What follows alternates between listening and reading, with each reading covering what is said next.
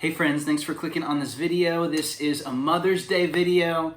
In this video, I want to talk a little bit about motherly protection. Motherly protection. A lot of times when people think about the family, especially when like classic Christians think about the family, they think of fathers as protectors, and fathers are very much protectors, but mothers are also very important protectors, and the protection of a mother is a little bit different from the protection of a father. And I want to share a little bit about motherly protection from 1 Samuel chapter 25. I want to share this story about this woman that protected her household, and then I want to talk a little bit about my personal story, just two instances from my story, and just give a shout out to my mother and thank her for watching out for me and protecting my heart.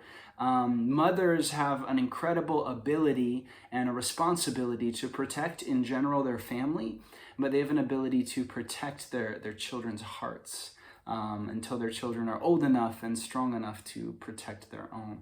So let's get into it right away. Not going to be a long video. 1 Samuel chapter 25. 1 Samuel chapter 25. In 1 Samuel chapter 25, the prophet Samuel has just died. David is not yet king. He is actually a fugitive on the run from Saul, and he is in the wilderness of Paran. He is in like South Israel, down in the wilderness, kind of the Negev area. And he's in the wilderness of Paran, and he's down there, and he's near this wealthy man named Nabal. David has this group of about 600 men with him, and they're just staying in caves. They're kind of out in the wilderness camping out. And Nabal has like all these flocks and all these shepherds. And David and his men kind of become uncontracted bodyguards, uncontracted security guards for Nabal's flocks and herds. So as long as like David's guys are out there, there's all kinds of raiding going on in this time. The Philistines and the Amalekites, all these guys are like running through. The Midianites come through earlier in Judges. So there's like this very kind of unstable time, and there's all this raiding and danger. And so David's men become like a security blanket for Nabal's flocks and Nabal's shepherds. And everything is great. It's hunky-dory there for a while. Then the day comes for Nabal to shear his sheep. Sheep shearing was kind of like a feast day. It was like a special celebratory time. The guy who was shearing his sheep was making money, like his flocks were doing well, and it's like they would like invite friends and just kind of have a celebration. So at this time, David is like, I've taken care of this guy's sheep for a while. We've been like his security. He has never paid us, but we've been out there like watching out for him. So he sends some of his young men. It's interesting because David was a pretty young man at this time, so maybe even younger men. And they go over to Nabal and they're like, hey, we know that you are doing your sheep shearing. We've been with you in the wilderness. You haven't lost anything, hint, hint.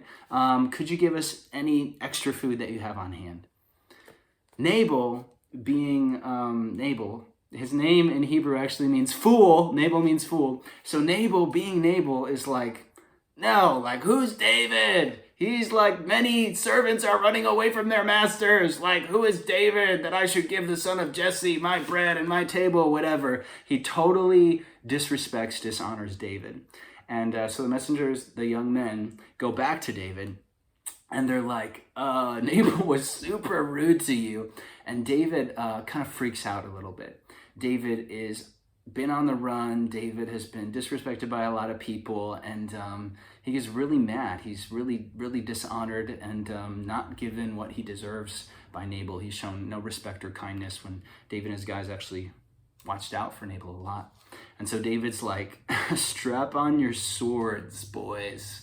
And so David and his men like get their weapons and they start like booking it to Nabal's. And David is thirsty for blood. He is gonna like destroy the whole house. Nabal is oblivious. Nabal has no idea what's going on. He has no clue, and he's partying. But Nabal had an incredible wife. And we don't really know, actually, if Abigail was a mother at this time. Maybe she's not. Maybe she's a young woman. She ends up becoming David's wife later. We don't hear anything about children. Maybe she is, maybe she's not. But whether she was or wasn't a biological mother, Abigail was a mother over her household in this moment. Abigail was a mother over her household. It says in 1 Samuel chapter 25, verse 14, but one of the young men told Abigail, Nabal's wife, saying, behold, David has sent messengers from the wilderness to greet our master, and he scorned them. Yet the men were very good to us, and we were not insulted, nor did we miss anything as long as we went about with them while we were in the fields.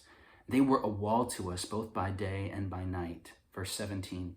Now therefore consider what you should do, for evil is plotted against our master and against all his household, and he is such a worthless man that no one can speak to him.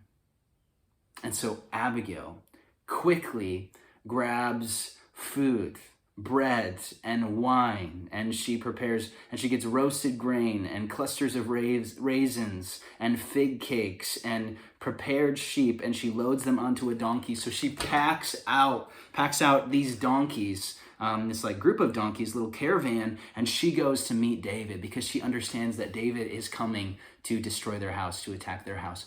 And Abigail goes and she brings all this food, all these gifts to David, and she just like falls down in front of David, and she's just like, please forgive your servant. Like, may his offense be upon me. Please receive this gift. Know that you do not have to avenge yourself. Please have mercy and receive this gift. We know that you are a wonderful man of God. We know that God is going to use you and that you are fighting the Lord's battles.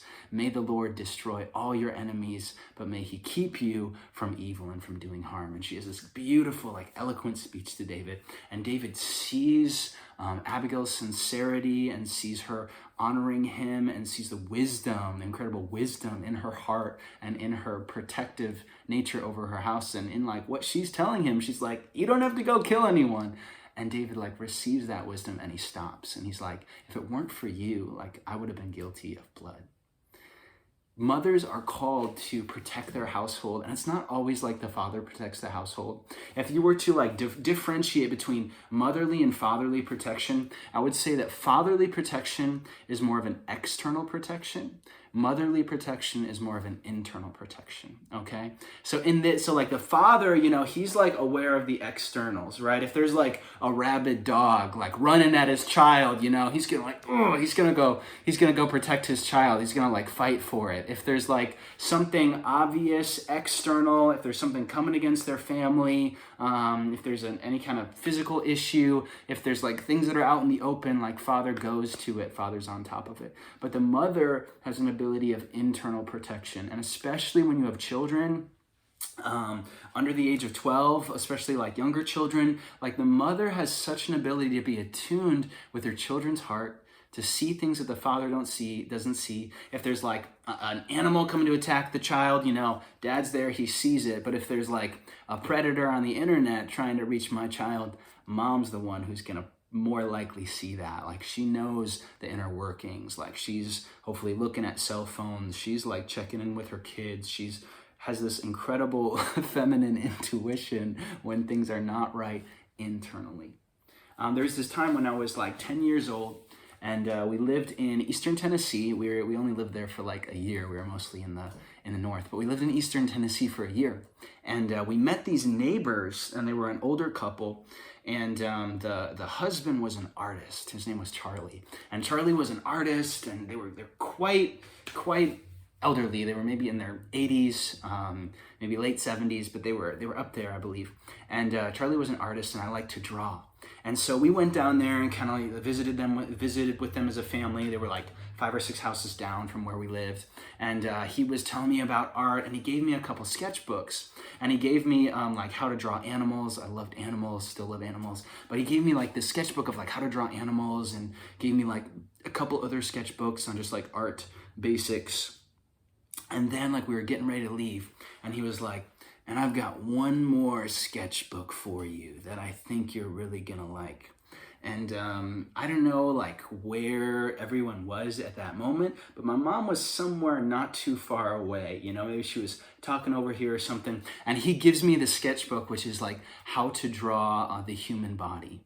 And in the book, he flips through it briefly, and he's like, I think you'll find these pages particularly interesting.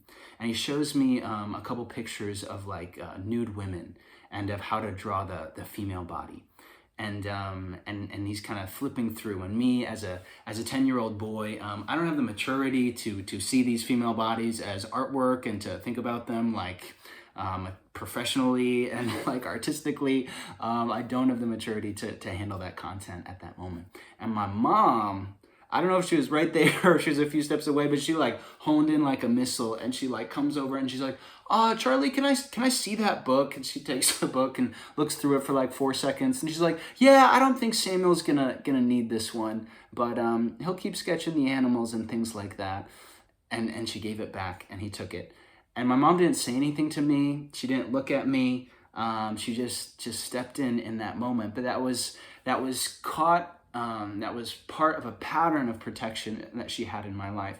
She was very careful over the things that I watched, the movies, internet content, video game content, whatever. She was like very vigilant for the sake of guarding my heart. And in that moment, she protected me from content that I wasn't ready for. And that wouldn't have been good for my mind and my heart. And she really saved me from, I would have taken that book, adults given it to me, I would have taken it and sketched and probably lusted and maybe gotten into a lot of other things. A lot of friends I know that have had struggles with pornography got exposed to pornography or just, inappropriate images when they were quite young, when they were 10, 12, 13, 14, some even like 8 or 9, and there wasn't a protection, or it kind of slid under that protection. But my mom protected me so well, and my mom and dad were a team in that. Fast forward 6 years later, so I was 10 years old at that time. 6 years later, I'm like, it's after my sophomore year in high school, and I'm 16, I have my license, and I'm doing like landscaping jobs for a couple different people, and I was working for this older man who lived about 30 minutes out in the country from where our house was. Another similar older man, weird situation, and I'm working for this guy. I'm the only guy out there. It's just he and I, and we're having lunch, and after lunch, he's like cleaning up lunch. We just ate at his house in the kitchen because I was working there on a Saturday from like 8 a.m. until like 4 a.m. We were doing a bunch of like landscaping and house projects, and I was just kind of being his hand. And so we were there, and like after lunch, we were like cleaning things up, and we were inside the house, and he's like, I'm gonna go use the bathroom or something like that. And he goes to use the bathroom, and I'm like walking out from the kitchen and like going to like the front door or one of the doors to go outside. And as I go by, there is a Playboy magazine sitting on the table. The Playboy magazine sitting on the table, and I see the cover. The cover isn't exactly explicit, but it's very suggested. And I'm not sure if he came out at that time or what happened, but he saw me just like glance at it as I was walking by, and he was like, "Hey, you can take one of those home with you. Like I've got a bunch of them. You can have some of the Playboy magazines." And in that moment, I was 16 years old. Mom was no longer there to protect my heart. And I simply said, no, I don't think so. I'm not interested. I'd never seen a Playboy magazine. I had heard of them, but I saw it on the table. And I just simply said, no, not interested. And that was the end of it. He never brought it up again. But my mom protected my heart. She like watched out for me in that internal way. She was intuitive. She saw the problem that could happen. And she stepped in for me. And then 6 years later, when I was a little bit more developed, I was a little more grown up, like I could guard my heart for myself. And whether an adult was suggesting it or not, whether I was in this situation or not, like I had enough maturity to say no. And the Lord protected me. I never developed any kind of addiction to that sort of thing. And it's a lot different from a lot of friends and even pastors and people in ministry who've struggled through issues of lust and issues of pornography. But it was largely because my mom was there for me. Mothers, as you're watching this video, be a protector over your children. You can look for threats, big threats and small threats. Look for the things that attack your child's heart. Monitor the things that they watch. Monitor the eye gate. Monitor the movies, the TV, cell phones. Be so careful about cell phones. Don't give your child a cell phone too early. There are different opinions about like what age you should give your child a cell phone, but I would say wait as long as you can. Keep their hearts safe. Keep their innocence intact as much as you can. Of course, you can't stop everything. Maybe some moms are watching this video and they were like, I tried so hard, but some darkness got through to my child. That's okay. There is hope, and there is restoration, and there is healing, and there is a resetting of boundaries and guards. But I'm so thankful for my mothers and for all the godly mothers out there. Keep doing what you're doing. You are such important protectors over your children and over your family. God bless you.